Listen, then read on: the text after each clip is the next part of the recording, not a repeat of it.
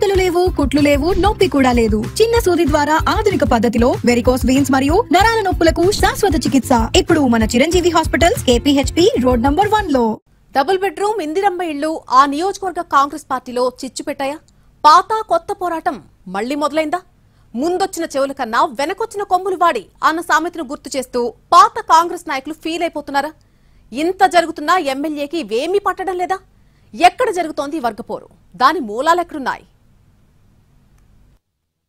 ఉమ్మడి ఆదిలాబాద్ జిల్లాలో double bedroom Indiramma ఇళ్ల పంచాయతీ తీవ్రమవుతోంది. మరీ ముఖ్యంగా కాంగ్రెస్ పార్టీ నేతల మధ్యనే పాత వర్సెస్ కొత్త అన్నట్లుగా గొడవలు జరుగుతున్నాయి.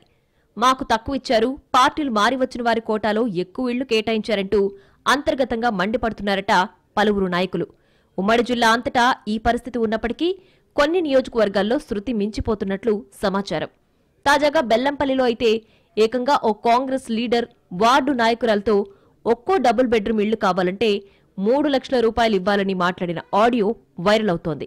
మరీ అంత ఎక్కువ అని ఆ నాయకురాలు ప్రశ్నిస్తే 10 నుంచి 20 లక్షల విలువైన ఇళ్లు ఊరికే వస్తాయా అన్న ఆడియో వివాదాస్పదమవుతోంది. ఇది ప్రతిపక్ష పార్టీలకు, సొంత పార్టీలోని ప్రత్యర్థులకు అస్త్రంగా మారుతోందట. బెల్లంపల్లిలో ప్రతిపక్షాలేమో గాని స్వపక్షంలోని వాళ్లే నిలదీసి అడుగుతున్నారట.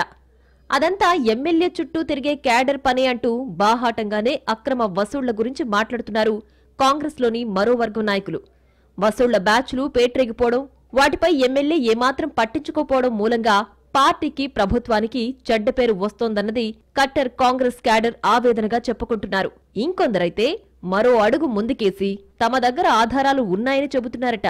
అటు ఎమ్మెల్యే వినోద్ నియోజకవర్గానికి గెస్ట్ ఆర్టిస్ట్ లాగా అలా వచ్చి ఇలా వెళతారని, పిఏలు, ఇతర పార్టీల నుంచి వచ్చిన అక్రమార్కులు దీన్ని బాగా వాడుకుని పార్టీని, ప్రభుత్వాన్ని భ్రష్టు పట్టిస్తున్నారంటూ ఆవేదన వ్యక్తం చేస్తున్నారు పాత కాంగ్రెస్ నాయకులు. సొంత పార్టీలోనే ఇలాంటి గొడవల వల్ల కొన్ని సీక్రెట్స్ కూడా బయటకొస్తున్నాయని చెప్పుకుంటున్నారు బెల్లంపల్లిలో.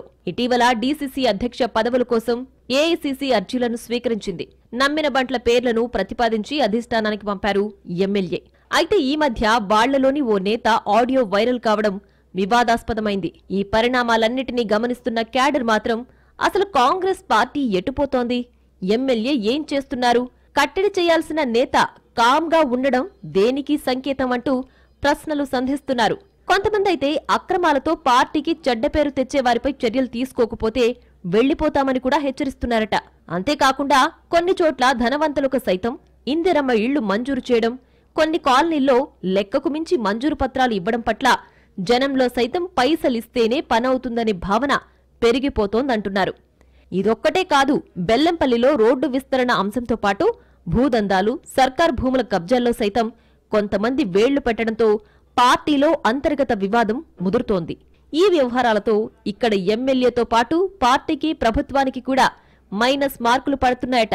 అటు బోధ్లో అయితే కాంట్రాక్టర్ అవతారం ఎత్తిన ఓ కాంగ్రెస్ లీడర్ డబ్బులివ్వలేదని ఏకంగా ఓ లబ్ధిదారు భర్తను చెట్టుకు కట్టేసి కొట్టడం కేసుల దాకా వెళ్లింది.